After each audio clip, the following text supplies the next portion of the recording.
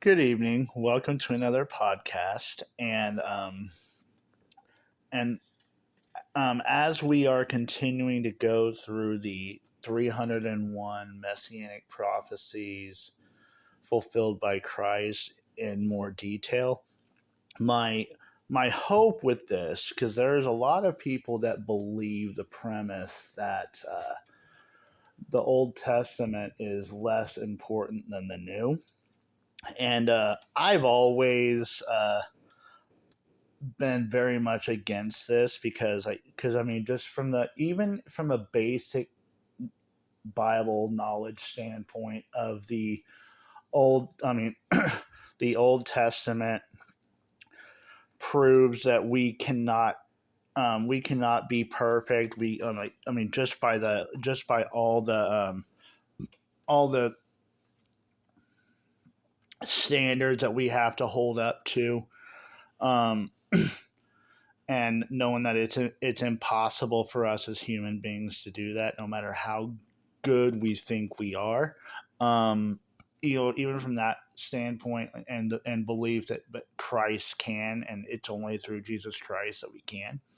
Um, but from the premise that Christ, like the Old Testament teachings, there's not one major detail that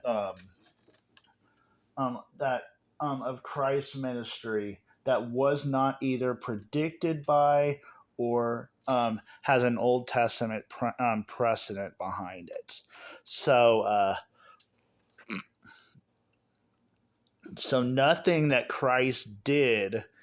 If you don't read the Old Testament, you're not gonna know or understand what what Christ did. It's like, oh, the Old Testament prophesied that. It's like, and it adds color to what you're reading, and so it's a really really the whole idea of this is to shatter the premise that Old Testament is not important once you're under the new law.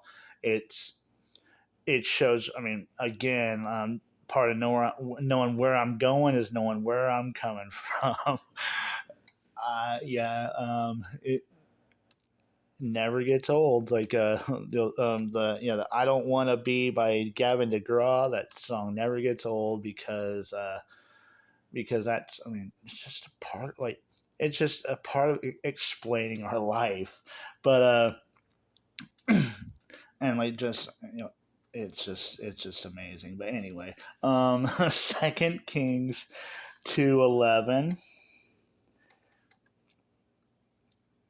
And it came to pass as they still went on and talked, that behold, there appeared a chariot of fire and horses of fire, and parted them both asunder, and Elijah went up by a whirlwind into heaven. Now, this one was pretty. This one, even, I mean, not just the whole Elijah being taken up as like similar to the way Christ was taken up, but Christ had what I believe 500 witnesses that witnessed him being like ascended after he was after he was crucified. But Elisha witnessed Elijah being, going up in the whirlwind of the chariot of fire, and because he had asked Elijah for a double portion of what he had, and Elijah told him that if you see me going up, you'll have a double portion. And so there's a lot of types and shadows, if you will. It's like because Elisha, from that point, he followed Elijah everywhere that he went, just like we, as followers of Christ, should follow Christ wherever he leads. So, but on a but on an end times perspective, though, what a lot of people, and I'm not really going to dwell too much on this, but it does deserve to be mentioned that Many pre-trib rapture scholars use Christ and Elijah being taken up to heaven as proof that Christ is coming pre-trib. I want you to notice something about both examples. One, neither one was taken before their purpose on earth was complete. Um, so they were not rescued. Like both of them had trials and tribulations, and I mean like and so yeah, both of them went through, like, tough struggles, and there's a key reason that I believe in, that God, who is the same yesterday, today, and forever, doesn't just rescue us from the struggles we face. James 1 2 to 4 talks about how the trying of our faith works patience. And Romans 8:28 says, and all things work together for the good of those who love God, to those who are the called according to his purpose. And so your true character comes out of adversity. Help me, God, is the attitude of those people who trust in God before their struggles come.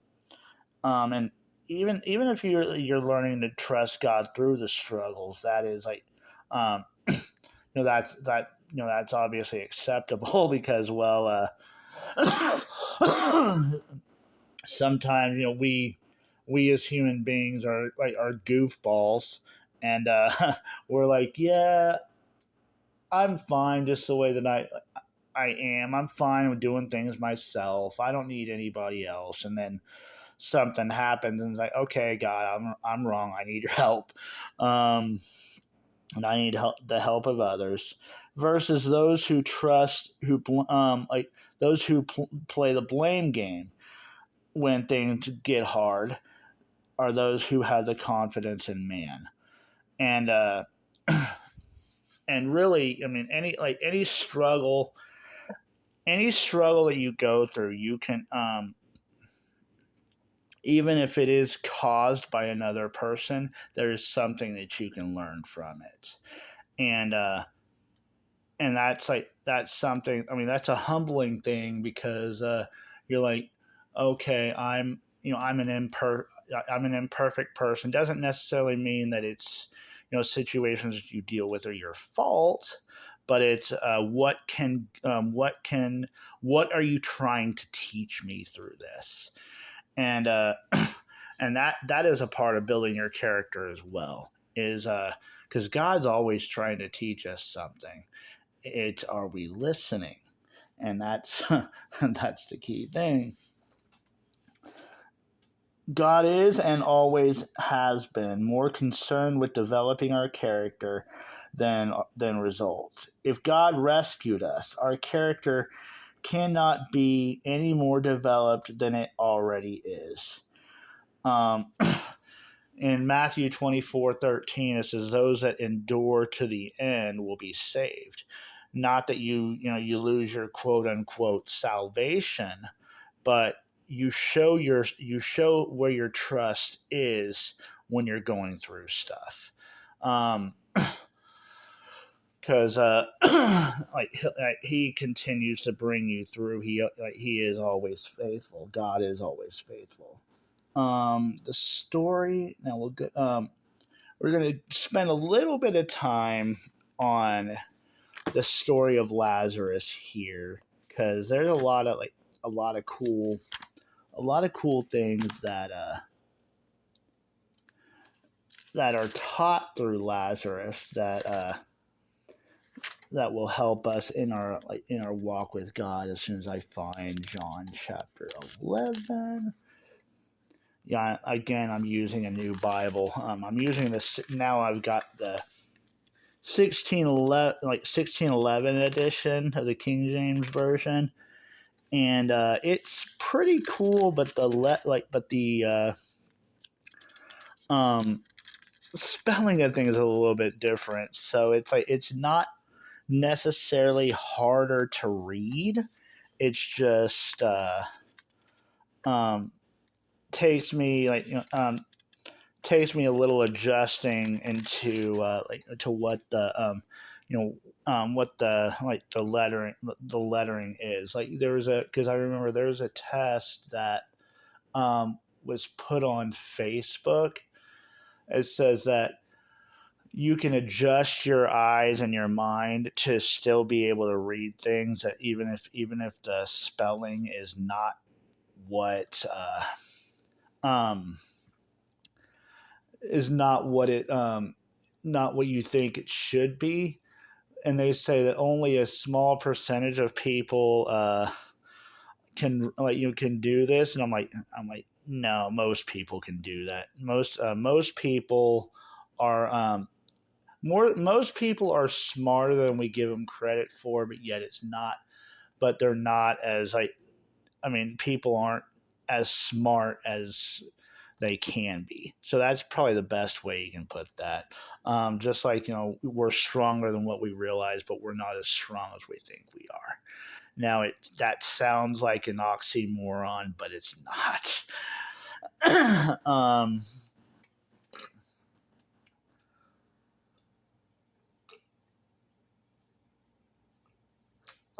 No, I remember from a movie oxymorons. Like you can't do that. It's like like calling a person a moron, but no, I'd still rather be called a moron than a fool. That being called a fool is the worst thing you can be called. But but no, John chapter 11. Now a certain man was sick named Lazarus of Bethany, the town of Mary and her sister Martha. It was Mary which anointed the Lord with ointment and wiped his feet with her hair, whose brother Lazarus was sick. Therefore his sister sent unto him, saying, Lord, behold, he who you love is sick. When Jesus heard that, he said, This sickness is not unto death, but for the glory of God, that the Son of God might be glorified thereby. Now Jesus loved Martha and her sister and Lazarus. When he had heard, therefore, that he was sick, he abode 2 days still in the same place where he was. Then after that said he to his disciples, Let us go unto Judea again. His disciples said unto him, Master, the Jews of late sought to stone you, and you want to go there again? Jesus answered, Are there not 12 hours in the day? If any man walk in the day, he doesn't stumble, because he sees the light of the world. But if a man walk in the night, he stumbles, because there is no light in him. These things he said, and after that he said unto them, Our friend Lazarus sleeps, but I go, and then I may awake him out of sleep. And that's what landed on the table. I struggle with that more, so I'm going to go ahead and hold on to it. Then his disciples said, Lord, if he sleeps, he shall do well. Verse 13. Howbeit Jesus spoke of his death, but they thought that he had spoken of taking of rest and sleep. Then said Jesus unto them plainly, Lazarus is dead, and I am glad for your sakes that I was not there, to the intent that you may believe. Nevertheless, let us go unto him. Then said Thomas, which is called Didymus, unto his fellow disciples, Let us also go, that we may die with him. Old Thomas, but anyway. Then when Jesus came, he found that he had been lying in the grave 4 days already. Now Bethany was near unto Jerusalem, about 15 furlongs off, which is about 2 miles. And Many of the Jews came to Martha and Mary to comfort them concerning their brother. Then Martha, as soon as she heard that Jesus was coming, went and met him, but Mary sat still in the house. Then said Martha unto Jesus, Lord, if you had been here, my brother would not have died. But I know that even now, whatsoever you will ask of God, God will give it you. Jesus said unto her, Your brother shall rise again. Martha said unto him, I know that he will rise again in the resurrection of the last day. Jesus said unto her, I am the resurrection and the life. He that believes in me, though he were dead, yet shall he live. And whosoever lives and believes in me shall never die. Do you believe this? She said unto him, Yea, Lord, I believe that you are the Christ, the Son of God, which should come unto the world. And when she had so said, she went her way and called Mary, her sister, secretly, saying, The Master is come and calls for you. As soon as she heard that, she arose quickly and came unto him. Now Jesus was not yet come into the town, but was in the place where Martha met him. The Jews then which were with her in the house, and comforted her, when they saw Mary, that she rose up hastily and went out, followed her, saying, She goes unto the grave to weep there. Then when Mary was come where Jesus was, and saw him, she fell down at his feet, saying unto him, Lord, if you had been here, my brother would not have died. When Jesus therefore saw her weeping, and the Jews also weeping which came with her, he groaned in the spirit and was troubled, and said, Where have you laid him? They say unto him, Lord, come and see. Jesus wept. Then said the Jews, Behold how he loved him.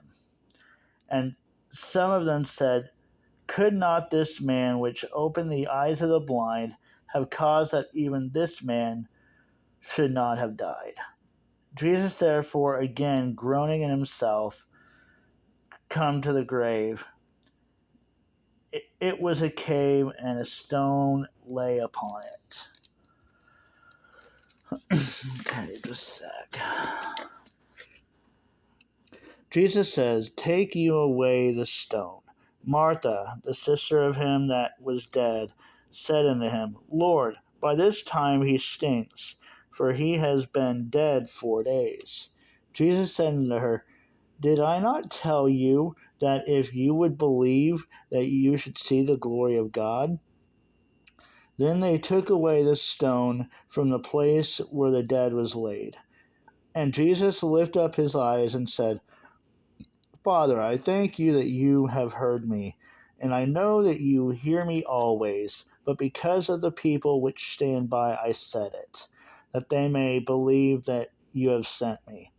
And when he thus had spoken, he cried with a loud voice, Lazarus, come forth. And he that was dead came forth, bound hand and foot with grave clothes, and his face was bound about with a napkin. Jesus said unto them, Loose him and let him go. Then many of the Jews which came to Mary and had seen the things which Jesus did believed on him. But some of them went their ways to the Pharisees, and told them what things Jesus had done. Then gathered the chief priests and the Pharisees a council, and said, What do we do? For this man does many miracles. If we let him alone, all men will believe on him, and the Romans shall come and take away both our place and nation. And one of them, named Caiaphas, being the high priest that same year, said unto them, You know nothing at all, nor consider that it is expedient for us that one man should die for the people, and that the whole nation perish not. And this spoke he not of himself, but being high priest that year, he prophesied that Jesus should die for the nation, and not for the nation alone, but for also he should gather together in one the children of God that were scattered abroad. So not just the nation, but also us, anyone who believes in him. Then from that day forth they took counsel together to put him to death.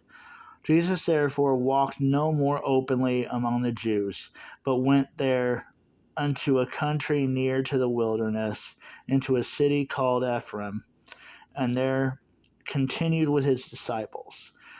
And the Jews' Passover was near at hand, and many went out of the country up to Jerusalem before the Passover to purify themselves. Then they sought for Jesus, and spoke among themselves as they stood in the temple, What do you think, that he will not come to the feast? Now both the chief priests and the Pharisees had given a commandment, that if any man know where he were, he should show it, that they might take him. Okay, so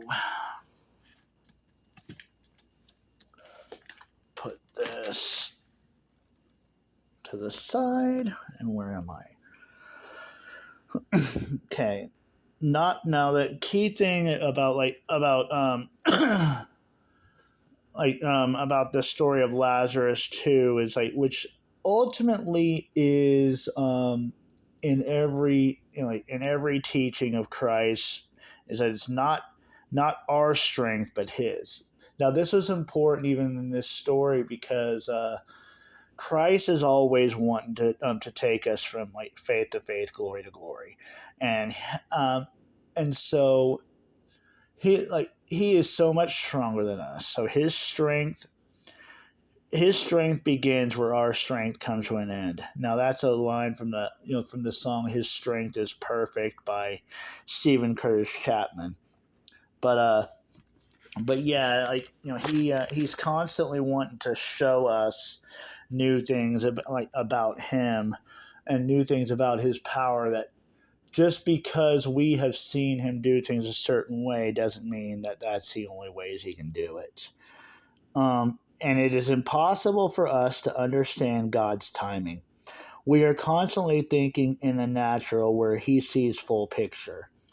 If all our prayers were answered in our timing, we run into trouble.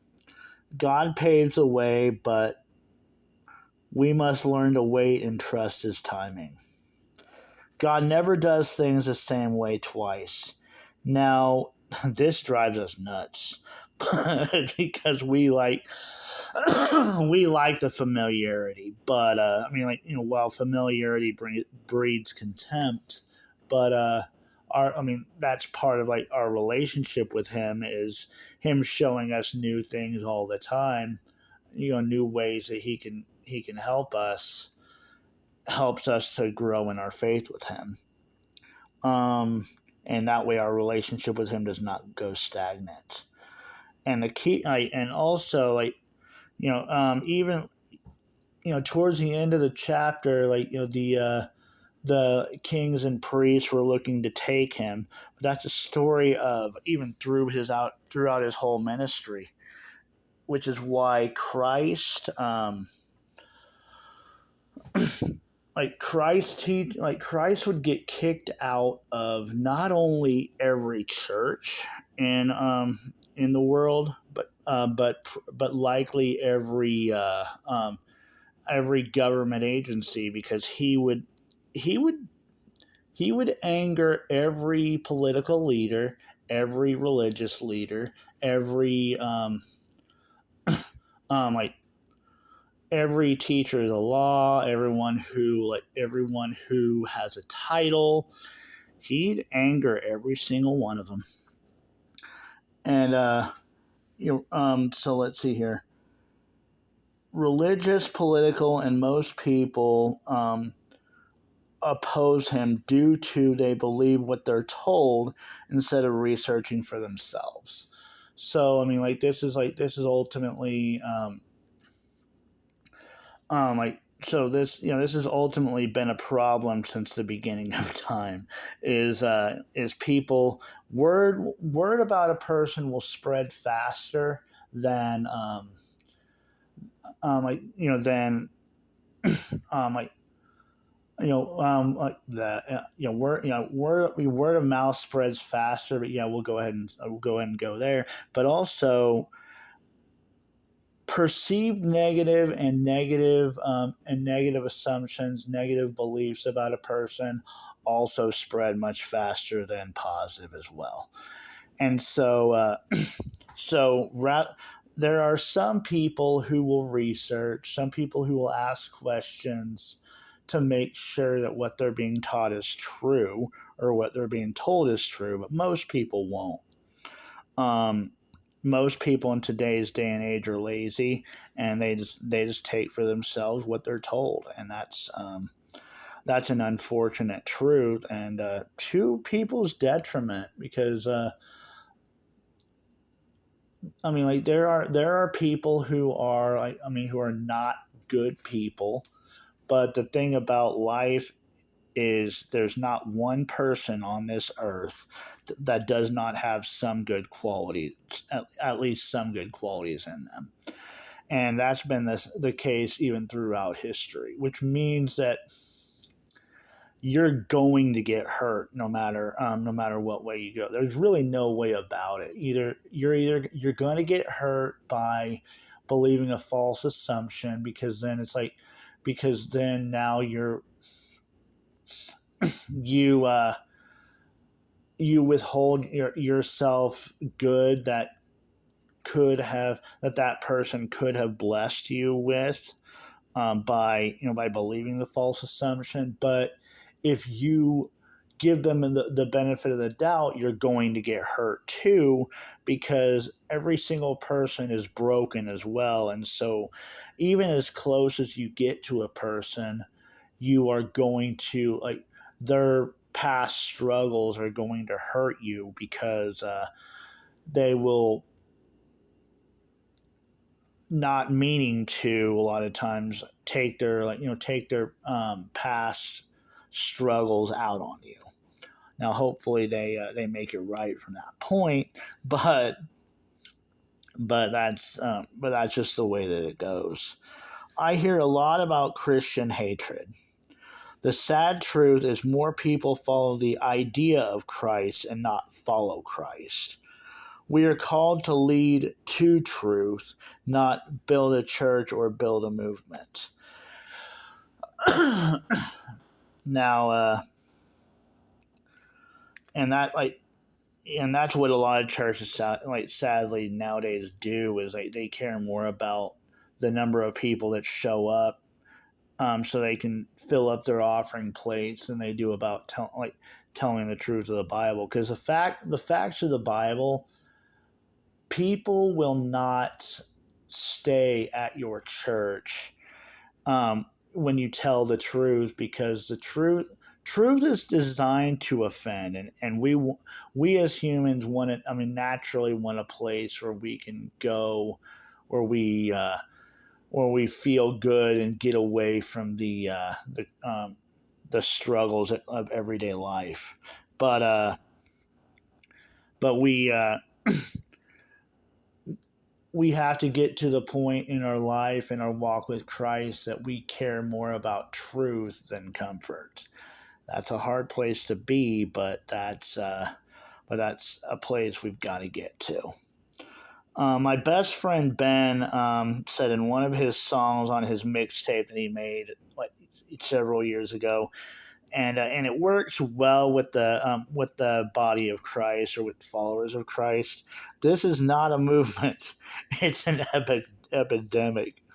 Now, the love of Christ should be so evident that if one follower dies, it shouldn't stop the movement of God, but it should still be able to spread pretty well. Now, and it should have a worldwide impact. Because Matthew 24:14 says, "In this gospel of the kingdom will be preached into all the world, and then the end will come." And so every single one of us will. I mean, not only will have an opportunity to knowingly accept or knowingly reject Christ, but we get the opportunity to to be a part of that, to share the gospel with people. And Christ's ministry began and ends in Jerusalem. Christ will touch down on the Mount of Olives in Jerusalem, the same place that he ascended.